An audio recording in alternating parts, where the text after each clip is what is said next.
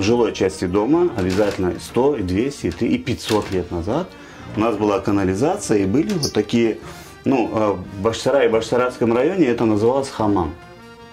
Хамам – это не баня турецкая, где с лежанками и с этими, а это место, где можно было помыться. Вот.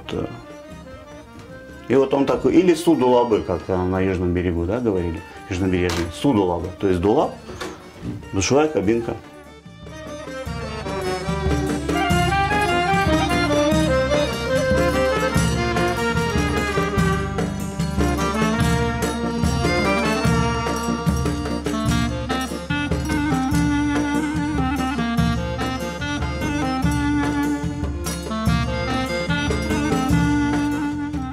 Человек, стоя на этом возвышении, мылся.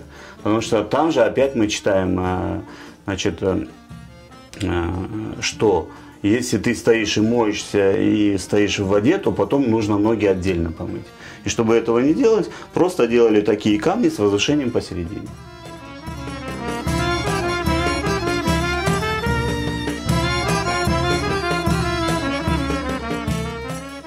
С собой приносили воду, а отвод воды, ну, была специальная система отвода воды. Ну, то есть это или керамические трубы, или как мы вот здесь, мы когда копали фундамент там для нового дома, то мы нашли вот эти вот каменные желоба.